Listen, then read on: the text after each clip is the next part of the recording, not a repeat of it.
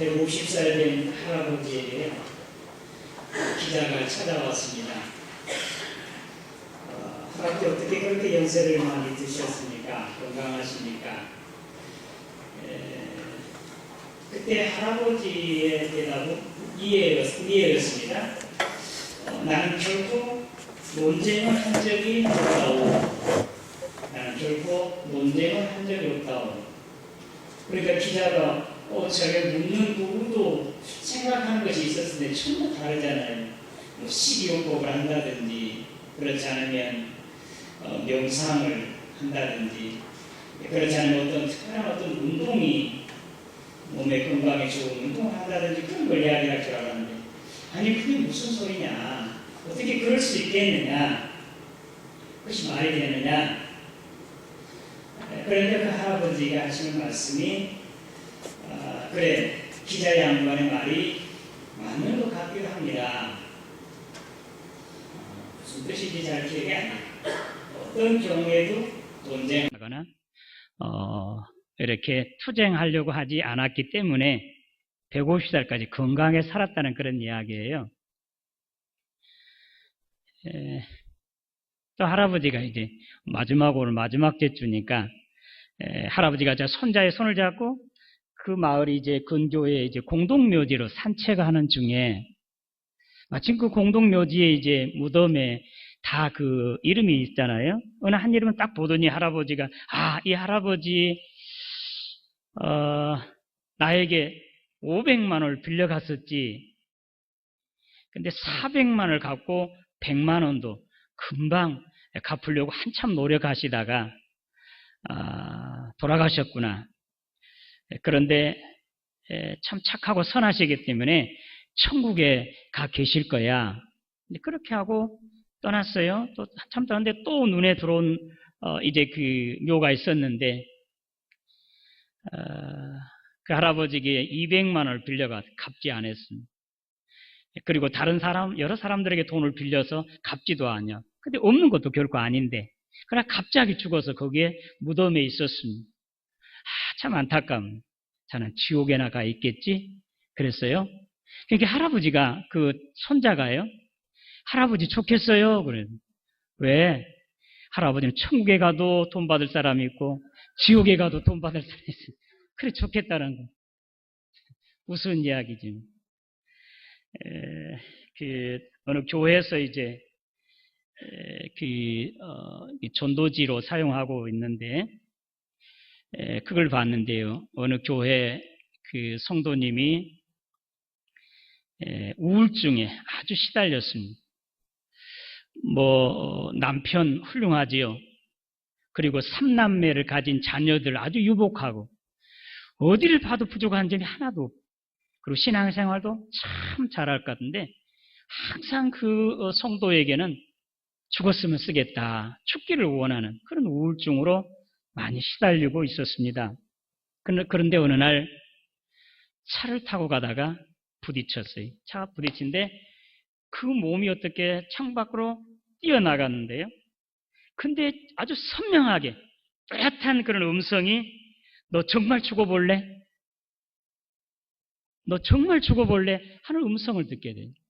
그래가지고 여러 달 동안 이제 병원에서 그리고 기절을 해서 병원에서 치료를 받으면 조기 그 퇴원을 한 것이 다 낫기도 전에 그러면서 이제 감동이 오시기를 강력하게 무릎을 꿇어라.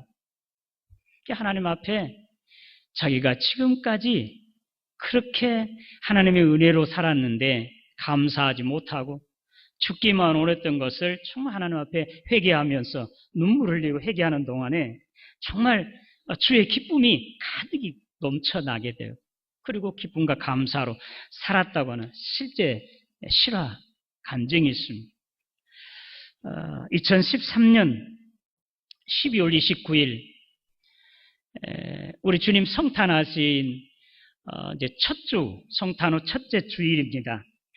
사실은 우리 주님 성탄하심으로 오늘이 1월 첫 주가 되어야 돼요. 왜냐하면 주님 이 땅에 오심으로 새롭게 되었기 때문에 2013년 12월 29일이 우리 주님 추후 오신, 주님 오신 이후잖아요. 그리고 예수를 우리가 믿었으므로, 예수가 내 속에 들어왔으므로 우리는 거듭나서 새로 태어난 사람들이에요. 오늘이 2014년이 되어야 되는 마지막 2013년 12월 29일 마지막 주일을 우리가 하나님 앞에 드리고 있습니다. 그러나 실은 29일 마지막 주일이 다음 주가 바로 2014년 5일, 1월 5일 첫째 주일이 되기 때문에 연결되어져 있다고 하겠습니다. 해마다 이때가 되면 세월은 참 빠르다. 그런 것을 실감하게 돼요. 저는 2000년 됐을 때 새천년이라고 막 열광하고 막 국민들이 그렇게 백성들이 했던 것 아직도 눈에 선한데 벌써 13년이 다 지나가고 말았습니다. 결국 우리 중에 어느 한 사람이라도 모두가 다 이제 하나님 앞에 서게 될 것입니다. 히브리서 9장 27절에 한 번 죽은 것은 사람에게 정해진 것이요 이후에는 심판이 있으리라고 했으니까 여기 저를 비롯한 여러분 한 사람도 외에 없이 우리 하나님 앞에 서게 될 때, 그때 기다렸다, 수고했다, 반갑다 하면서 기쁨으로 우리 주님 맞이하는 오늘 저와 여러분 되시기를 주님의 이름으로 기원합니다.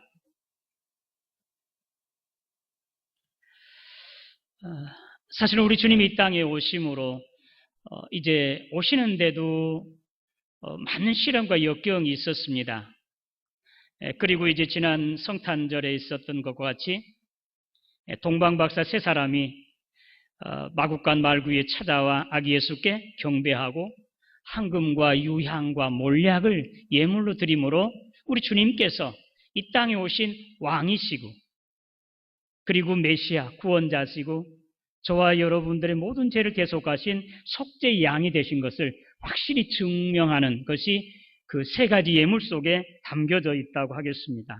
그리고 요셉과 마리아도 주님께서 천사를 통해 하신 말씀과 그리고 박사들이 전해준 말, 목자들이 전해준 말을 그들이 새기면서 우리 주님이 아기 예수로 오셨지만 이분이 하나님의 아들이시고 세상을 구원할 구세주시고 또 왕이신 것을 확실하게 그들은 느끼고 있었을 것입니다.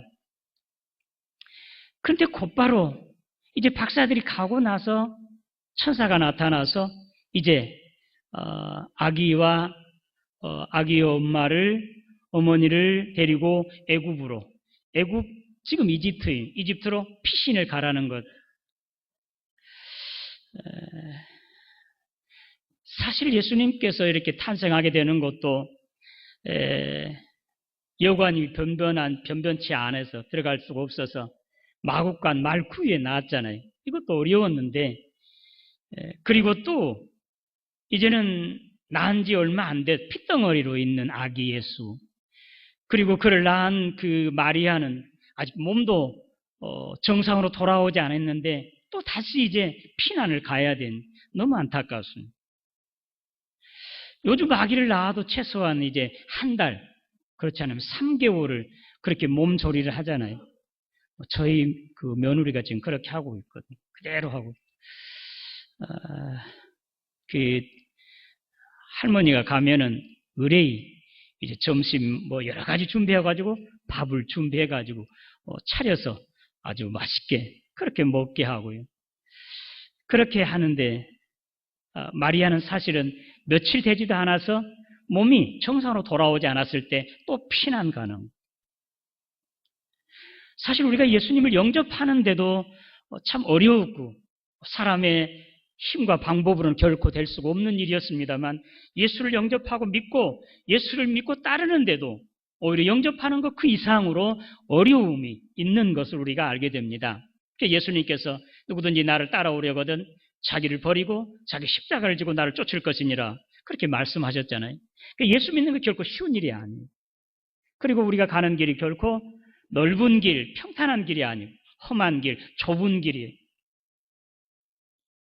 손해, 어떤 때는 생명의 위협, 어떤 때는 많은 사람들에게 조롱을 받은 손가락질 당하면서도 이 길을 가야 돼요. 좁은 길이고 험한 길이. 그러나 이 길이야말로 생명의 길이고 또 영생의 길이고 축복의 길인 것을 믿으시기를 바랍니다. 그렇기 때문에 우리가 이 길을 가고 있는 거 아니겠습니까? 눈물을 흘리면서도 어렵고 힘들어도 이 길을 결코 포기하지 아니한 것이 바로 이 길이야말로 영원한 생명이 또 영생이 축복이 있기 때문입니다. 오늘 말씀 가운데 이제 애굽에서 이스라엘 땅으로 그렇게 설교 제목을 잡았습니다. 자, 제목이라도 여러분 기억하지. 다 같이 시작. 네, 애굽은 지금 이집트에 헤롯이 죽기까지 거기 있었으니 이는 주께서 선지자를 통하여 한 말씀을 이루신 것이다. 내가 나의 아들을 이집트에서 불러내었다. 오늘 호세아 1장 말씀이잖아요. 11장 1절. 이스라엘 어렸을 때 내가 사랑하여서 내 아들을 애굽에서 불러냈거늘. 출애굽기 4장 22절 23절 말씀 가운데요. 하나님께서 모세를 애굽으로 보내요. 바로에게 보내면서 이스라엘 내 아들 내 장자를 내 보내라.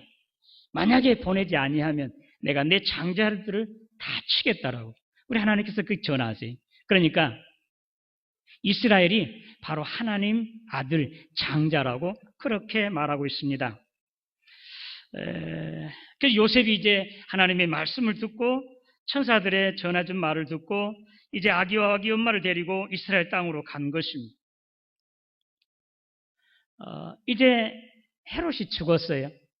그 소식을 들은 이제 요셉이 또 천사의 말씀을 따라 예언에 따라 이제 이스라엘로 돌아가라. 그렇게 해서 이스라엘로 오는데 다시 돌아오는데 친히 그 요셉의 생각이 그렇습니다. 아하, 헤롯 대왕 잔인하고 폭군이었는데 그의 아들 아케올라오도 똑같이 이제 잔인한 자이기 때문에 아기가 위험하다 하고 마음을 먹고 있을 때 천사가 이제 거리 가지 말고 이제 나사렛으로 가라고, 갈릴리 땅 나사렛으로 가라고 천사가 가르쳐줘서 그대로 이제 요셉과 그의 아기 예수와 그리고 마리아는 나사렛으로 가서 그곳에서 30년을 살게 돼요. 소년 청년 시절을 그곳에 보내게 되는데 이것이 이미 다 예언된 말씀.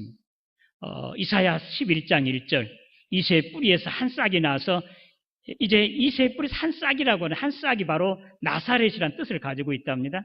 그래서 이미 우리 주님이 이 땅에 오시는 것, 베들레헴에 오신 것이나 그리고 또 지금 애굽으로 내려 피신했던 것이나 다시 돌아와서 유대로 돌아와서 유대가 아닌 갈릴리 지역 나사렛 사는 것 모두가 다 예언된 말씀이에요. 우리 주님 오시기 전에 700년 전 이사야 선지자를 비롯한 여기 호세아 선지자나 에레미야 선지자를 통해서 다 예언된 말씀이 그대로 지금 이루어지고 있는 것을 믿으시기를 바랍니다. 우리 주님 이 땅에 오신 것, 살으시는 것, 말씀하신 것, 또 십자가를 지시고 세상을 구원하시는 것, 다시 오시는 것 모두가 다 예언된 말씀, 기록된 말씀대로 그렇게 이루어지는 것. 하나님의 하신 말씀은 천지가 없어져도 결코 1.1핵이라도 땅에 떨어지지 않냐고 그대로 다 이루어지게 될 것을 믿으시기를 바랍니다. 애굽에서 이스라엘, 이것은 바로 애굽은 바로 이스라엘 백성들이 430년간을 바로의 그 학정에서 노예 생활, 신음하고 탄식할 때 우리 주님께서 하나님께서 그들의 신음과 탄식을 듣고 모세와 아론을 불러서 그들을 강한 팔로 이제 이스라엘 백성들을 해방시켜서 약속의 땅으로 인도하지 않았습니까? 그와 같이 하나님의 아들 독생자 예수 그리스도가 이 땅에 오심으로 애굽과 같은 이 세상에 오늘 저와 여러분들을 특별히 선택하세요. 죄와 사탄의 노예였잖아요. 사망의 노예였잖아요. 그리고 영원히 멸망받은 자들이었잖아요.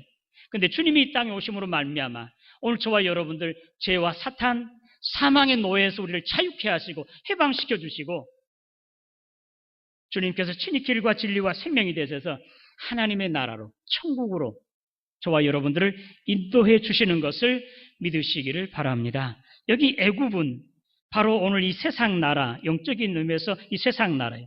사탄이 지배하고 있는 세상 임금이 지배하고 있는 이러한 애굽입니다. 그러나 오늘 저와 여러분들을 특별히 하나님께서 선택하시고 부르셔서 이 세상에서 건져내서 새하늘과 새 땅 하나님의 나라로 오늘 저와 여러분들을 인도해 주시는 것을 믿으시기를 바랍니다. 주님이 이를 위해서 여기 세상에 오신 것, 그리고 내가 곧 길이요 진리요 생명이니 나로 말미암지 않고는 아버지께로 올 자가 아무도 없다고 말씀하시고, 요한복음 1장에 하늘로서 내려온 인자 외에 요한복음 3장에 하늘로 올라간 자가 아무도 없다고, 오늘 모세와도 같이 아론처럼 애굽에서 신음하고 탄식했던 이스라엘 백성들을 구원하여서 적과 꿀이 흐르는 약속의 땅 가나안 땅으로 인도했던 것처럼 하나님의 아들 독생자 예수 그리스도가 이 땅에 오심으로 오늘 저와 여러분 세상에 속한 자들, 죄와 사탄의 노예였던 자들을 우리를 해방시켜 주시고 자유케 하시고 새하늘과 새 땅인 하나님의 나라로 저와 여러분들을 인도해 주신 것을 믿으시기를 바랍니다. 이미 그래서 우리는 이 땅에 살고 있지만, 우리 육체와 우리 발이 이곳에 이제 걷고 있지만, 그러나 우리 영은 이미 하나님의 나라에 있는 사람들이. 그래서 히브리서 11장에 믿음의 선진들은 다 이곳에서는 애국인이나 나그네처럼 살았습니다. 왜? 그들에게는 보다도 나은 본향, 하나님께로부터 하나님이 주님이 준비하신 그 나라가 있기 때문에. 바울 사도는 빌립보서 3장에 우리의 시민권은 하늘에 있다고, 천국에 있다고 그렇게 말씀하셨습니다. 오늘 저와 여러분들은 이 세상에 처음에 속했습니다.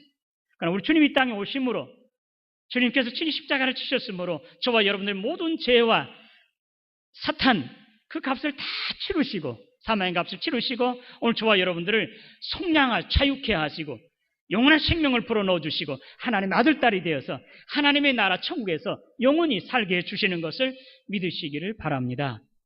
이것이 바로 오늘 저와 여러분들에게 주신 독생하신 주님이 이 땅에 오신 그러한 은혜라고 하겠습니다.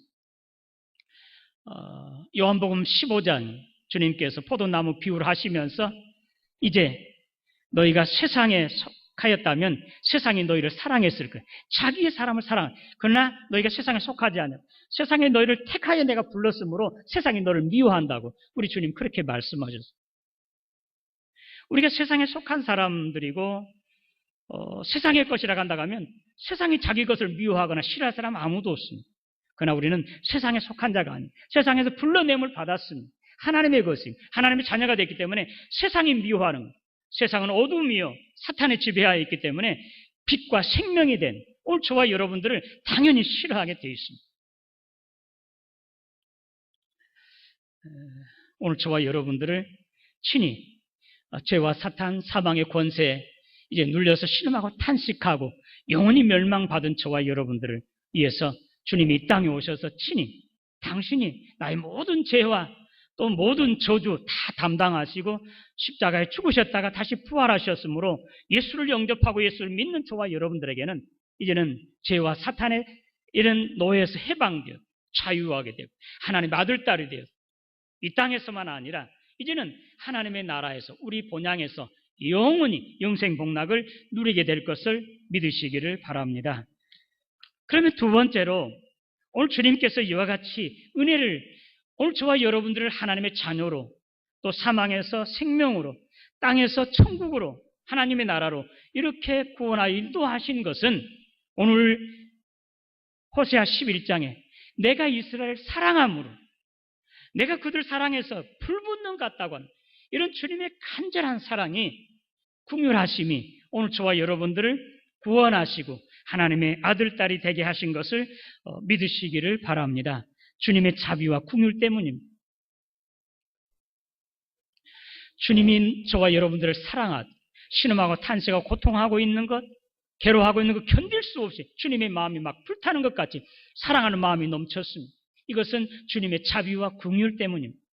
여러분, 긍휼이라고 하는 것은 여러분들이 이제 결코 여러 번 들어보는 그런 말, 긍휼, 라훔이라고 하는 그런 뜻을 가지고 히브리서에 이것은 바로 여인이 자기 몸을 찢어서 피 흘리면서 낳은 자식을 사랑하는 마음이 바로 긍휼입니다.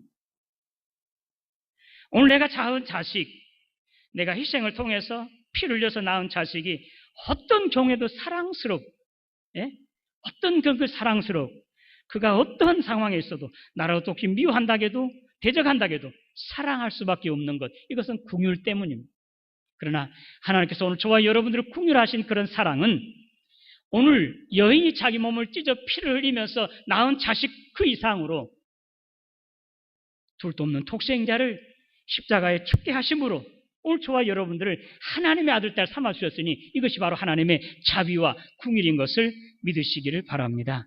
내가 내 자식 희생을 통해서, 아픔을 통해서 낳은 자식이 정말 사랑스럽고, 그러나 하나님께서는 둘도 없는 독생자를 십자가에 죽게까지 하면서 오늘 저와 여러분들을 살리시고 하나님의 아들, 딸 삼아 주셨으니 하나님의 자비와 긍휼은 오히려 이보다 훨씬 더 크고 귀하고 온전합니다.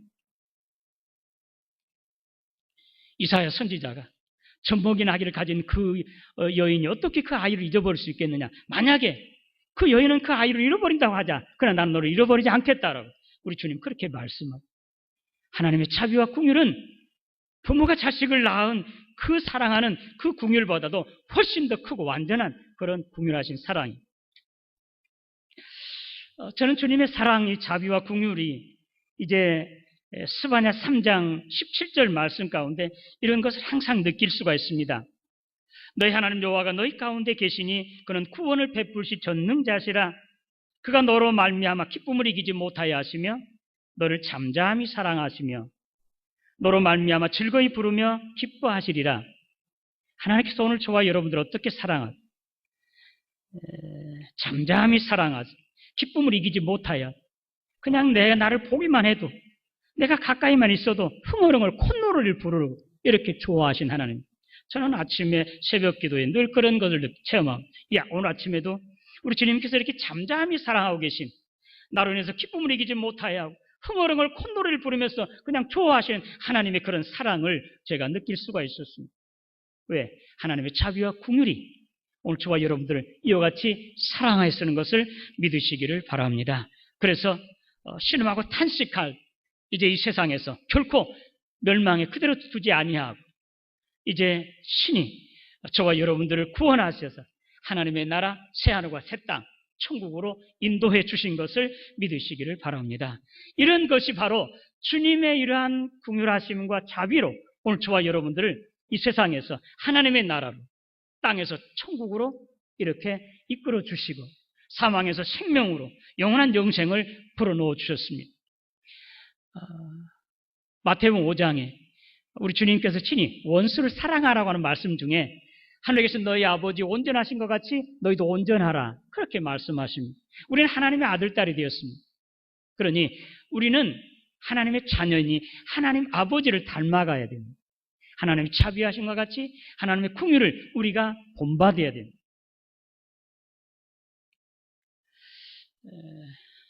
주님께서 친히 허물과 죄로 죽었던 너희를 살리셨도다. 에베소 5장 8절에 너희가 전에는 어둠이든 이제는 주 안에서 빛이라, 빛의 자녀들처럼 행하라, 그렇게 우리에게 말씀하고 있습니다. 마태복음 9장에 예수님께서 한 중풍병자를 낫게 해주세요. 그때 그것이 바로 안식일이었습니다. 바리새인 서기관들이 이제 그를 비방했고 바로 이어서 어디냐면 세리 마태, 세관에 앉아있는 마태를 불러서 나를 따르라고 주님의 제자 삼았습니다. 그리고 마태 집에서 많은 다른 세리들과 죄인들과 함께 예수님이 식사를 나누고, 바리새인들이 너희 선생이 어떻게 이 죄인들과 세리들과 같이 식사할 수 있느냐? 우리 주님께서 그렇게 말씀하지. 건강한 사람에게 의원이 필요, 병든 사람에게 의원이 필요 있듯이 내가 온 것은 바로 의인을 구원하러 온 것이 아니고 죄인을 구하러 왔다고 우리 주님 그렇게 말씀하지. 그러면서 이어서 하시는 말씀이 너희는 가서 내가 긍휼을 원하고 제사를 원치 아니하노라 하신 뜻이 무엇인지 배우라고 우리 주님 그렇게 말씀하십니다. 호세아 6장 6절에 있는 말씀. 나는 인애를 원하고 제사를 원하지 아니하며 번제보다 하나님을 아는 것을 원한다. 마태복음 12장이에요. 예수님께서 안식일에 밀밭 사이로 지나가 제자들이 길을 열면서 밀이삭을 잘라 먹어요. 그 바리새인들이 또 비방해. 너희 제자들이 어떻게 안식일 할 수 없는 일을 하냐고. 그럼 예수님께서는 이제 다윗의 일을 이렇게 전해주면서 이제 오늘 이 호세아 6장 6절에 있는 말씀을 또 하고 있습니다. 나는 자비를 원하고 제사를 원치 아니하는 이 뜻을 너희가 알았다면 죄 없는 사람을 죄 있다고 하지 않았을 것이라고 우리 주님 그렇게 그들에게 충고하고 있습니다. 대표적으로 마태복음 18장 말씀입니다. 용서할 줄 모르는 종의 비유예요. 이제 한 주인이 이제 빚진 자를 불러서 1만 달란트 빚진 그 종을 불러서 빚 갚으라. 갚을 수가 없다. 좀 참아달라. 집, 자녀, 아내 다 팔아도 갚을 수가 없었습니다. 그래서 그 주인이 그 종에게 없는 것으로 해. 됐어. 내가 어떻게 갚을 수 있겠냐. 이제는 없는 것으로 하라고. 그 빚을 다 탕감해 주었습니다. 그 주인은 바로 우리 하나님이십니다. 오늘 저와 여러분들에게 이와 같은 1만 달란트, 이 세상에 어떤 방법으로, 아니 이 세상 다 죽어도 갚을 수 없는 그런 빚을 탕감해 주시는 그런 하나님이신 것을 믿으시기를 바랍니다. 그런데 그 종이 나오면서요, 자기에게 100데나리온 빚진 사람을 만났어요. 자기 친구를 만나서 빚을 갚으라고. 1만 달란트와 이 100데나리온에 비교가 안 되잖아요. 100데나리온은 우리나라 돈으로 그냥 쉽게 환산한다고 하면 노동자 한 사람의 품삯이 한 데나리온이니까 100만 원에서 500만 원, 많아야 1000만 원, 500만 원 잡고 그 빚을 갚으라고 당장. 그래서 형제여 잠깐 참아주게. 내가 이런 어려움이 있다고 그러니까 안 된다고. 그래서 감옥에 가뒀습니다. 이 사실이 그 주인에게 들어가서 우리 하나님께 알려지게 됐어. 하나님께서 그걸 다시 불렀습니다. 이놈아, 내가 너를 긍휼히 여겼같이 불쌍히 여겼지 너도 내 동료를 불쌍히 여기는 게 당연하지 않느냐. 그를 잡아다가 다시 옥에 갇혔습니다. 오늘 하나님께서 이런 자비와 긍휼로 오늘 저와 여러분들을 이 세상에서, 애국과 같은 이 세상에서 구원하여 하나님의 나라로, 천국으로 영원한 생명을 주시고 영생하도록 인도해 주신 것을 믿으시기를 바랍니다. 이것이 하나님의 자비와 긍휼로 그러한 은혜를 입었습니다. 저와 여러분 모두가 다 이 은혜를 입은 사람들입니다. 우리도 주님처럼 주님의 이런 자비와 긍휼을 가지고 우리에게 옆에 있는 사람, 우리 가까이 있는 사람들에게, 내가 할 수 있는 사람들에게, 가난한 사람들에게, 불쌍한 사람들에게, 소외당한 사람들에게 친구가 되어주고 이웃이 되어주고 그들 보살펴주고 그들 불쌍히 여기는 자비와 긍휼, 혹시 하나님을 알지 못하고 복음을 듣지 못해서 믿지 못한 사람, 죄악 가운데 영원히 멸망받을 그들의 영혼을 불쌍히 여기는 그런 자비와 긍휼이 저와 여러분들에게도 있으시기를 주님의 이름으로 축원합니다. 하나님 아버지 은혜 감사합니다. 애굽에서 이스라엘 땅으로 인도하신 하나님 아버지, 죄와 사탄, 사망의 노예에서 우리를 자유케 하시고 해방케 하시고 영원하신 하나님의 나라, 하나님의 아들, 딸 삼아주시고 영생 복락을 누리게 하셨으니 얼마나 감사한 일인지 알 수가 없습니다. 이런 은혜가 바로 하나님의 자비와 긍휼 때문이옵나니 우리도 하나님의 자비와 긍휼을 우리의 이웃들에게, 우리와 관계된 모든 사람들에게 베풀고 나누어서 이제 우리도 이런 주님처럼 이제 그들에게 자비와 긍휼을 베풀어 모두가 다 함께 하나님 앞에 있게 하는 우리가 되게 하여 주시옵소서. 예수님의 이름으로 기도드리옵나이다.